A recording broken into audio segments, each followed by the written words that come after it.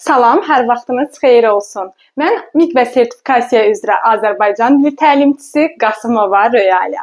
Bu gün sizlərə fonetika bölməsinə aid olan test tapşırığının izahını təqdim edəcəm. Gəlin keçək sualımızın izahına. Sualımız belədir. Püxtələşmək və püskürmək sözlərinin fonetik təhlili üçün ortaq cəhəti müəyyən edin. İlk növbədə sözlərimizi fonetik təhlil etməyimiz üçün həmin sözlərin tələffüzünü doğru şəkildə qeyd etməyimiz mütləqdir. Gəlin hər iki sözümüzün tələffüzünü qeyd edək. Əgər söz ortasında x, t, baxın yazıram. x, t, f, t, s, t, ş, t hərf birləşmələri varsa, bu zaman bu hərf birləşmələrindən ikincisi özünün cingiltili qarşılığına keçmiş olacaq. Gəlin ilk sözümüzün tələffüzünü qeyd edək. Olacaq püx, də, ləş, mək. Növbəti sözümüz olacaq püskürmək.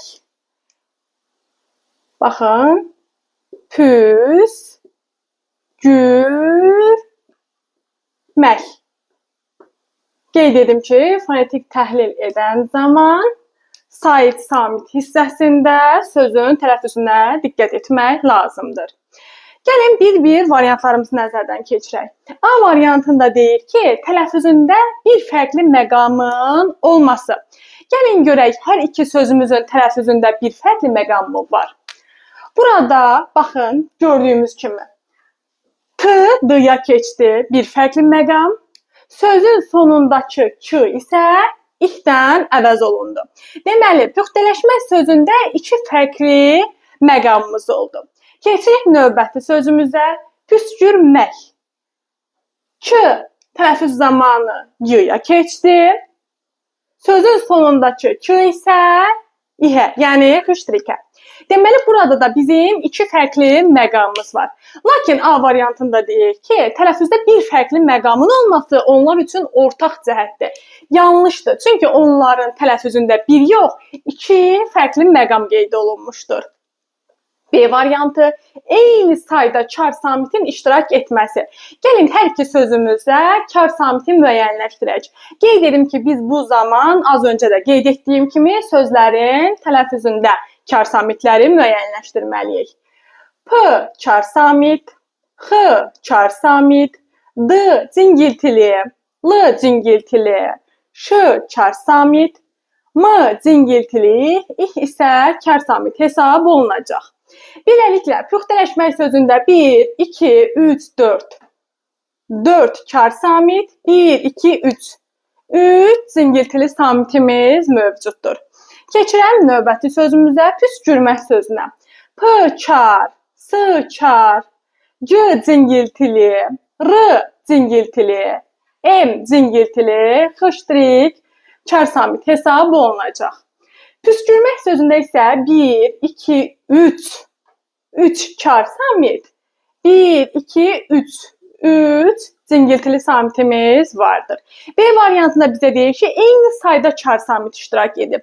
Lakin sözlərimizin birində 4 kar samit, digərində isə 3 kar samit olduğundan B variantı da olacaq yanlış. C variantı heca sayı və ahəng qanununa tabe olması. Mən sözlərimizə baxan zaman ilk baxışdan görürəm ki, püxtələşmək və püskürmək hər iki sözdə incə saitlərin ahəngi gözlənildiyindən hər iki sözümüz ahəng qanununa tabedir.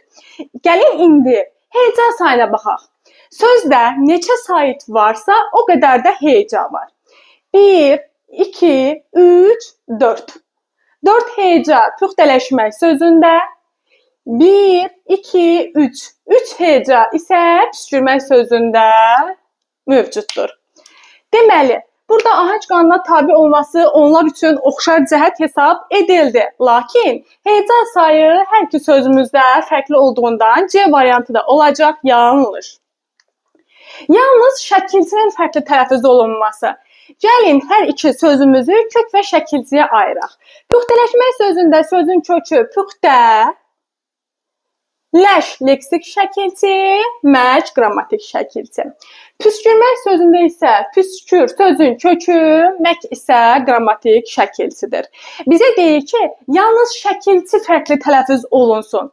Axı püxtə sözündə x-k hərf birləşməsi olduğuna görə sözün kökündəki t d ilə əvəz olunacaq. Yəni bu zaman həm şəkilçidə, həm də sözün kökündə fərqli tələffüz edilmiş olacaq. Eyni zamanda da püskürmək sözündə də sözün kökü püskür, buradakı k, c ilə əvəz olunacaq. Eyni zamanda maq-maq şəkilçisində də sözün sonundakı k, x kimi tələffüz olunacaq. Yəni hər iki sözümüzdə həm kökdə, həm də şəkilçidə fərqli tələffüz məqamı var. D variantında isə yalnız şəkilçinin fərqli tələffüz olunmasını deyir. Bu da olacaq yanlış. E variantı eyni sayda cingiltili samitin iştirak etməsi. Mən bunu əvvəlcədən müəyyənləşdirdiyimə görə deyə bilirəm ki, bəli, doğru cavabımız olacaq E variantı. Çünki birinci sözdə 4 kar 3 cingiltili, ikinci sözümüzdə 3 kar 3 cingiltili samitimiz olduğundan məhz elə doğru cavabımız olacaq E variantı. Belə dəyərli müdavimlər, bugünlük sualımızın izahı bu qədər. Əgər sualım sizin üçün faydalı oldusa, kanala abunə olmağı və şərh yazmağı unutmayın. Hələlik!